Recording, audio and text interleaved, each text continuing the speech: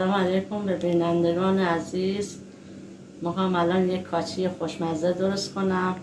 6 تا قاشق آرد میرزم تو، 3 تا لیوان آب میرزم، شکر میرزم، گلاب، زعفرون، هل.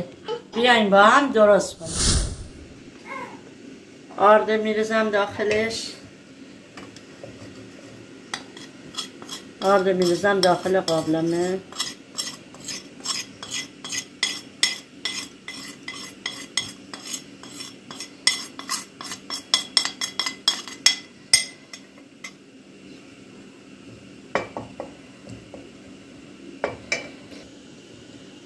الان من هم میزنم تا رنگش یکم طلایی بشه. آردا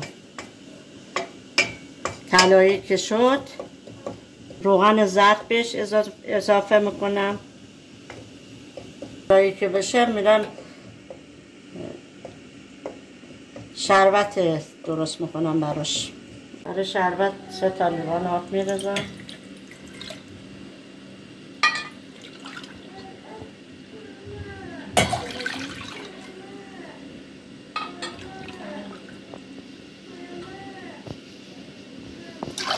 شربت آماده میکنم. این هم میزنم که این هم آماده بشه. یک لیوان شکر میرزم.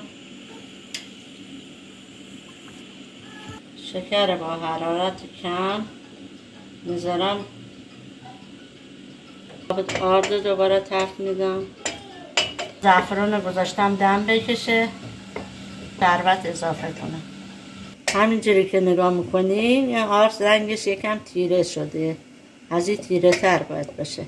خیلی تفت بخوره، باید هم بخوره، اگه نه آردا میسوزه.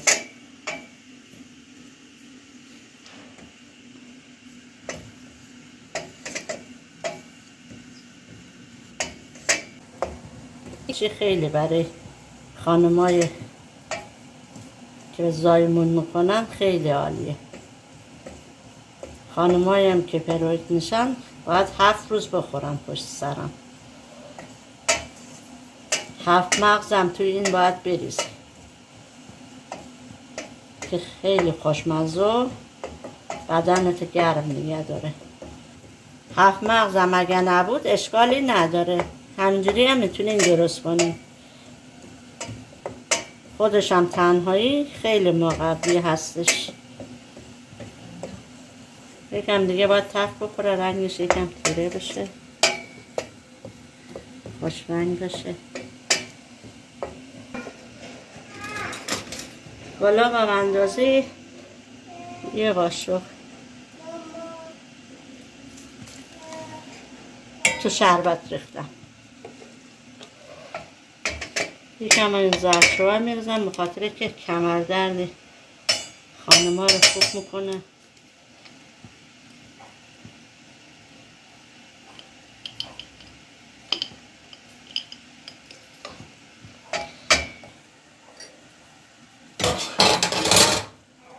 زعفران رو تو شربت میرزم. حالا آردامون رنگش تیره شد.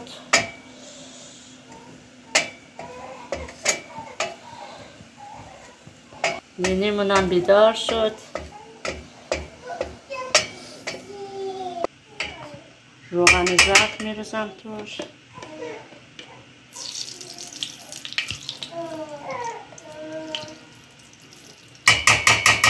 روغن زرد هر چقدر دوست دارید، میل خودتونه دیگه ریختنش.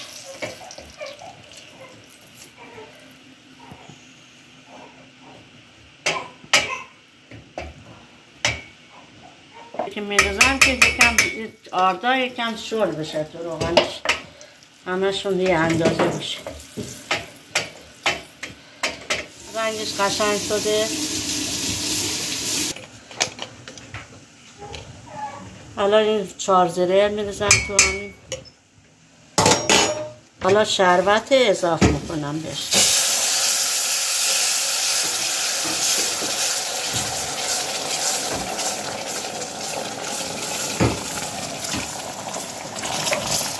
تازه بشم خاموش میکنم. ببینید چه قلی میزنه.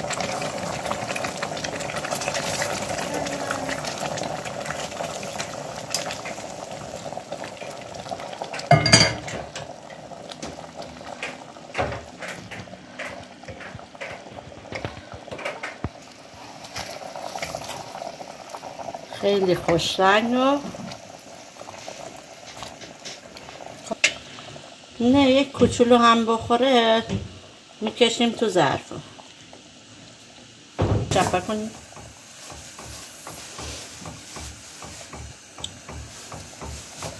کاشی خوش رنگی شد. الان آماده شده. چجوری شده؟ خیلی عالی.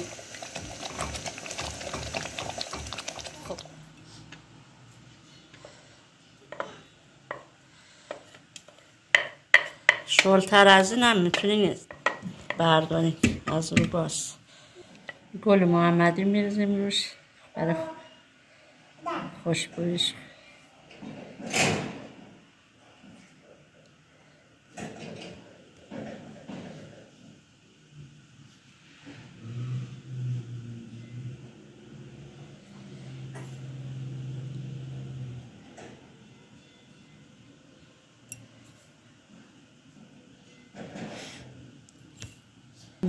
ماما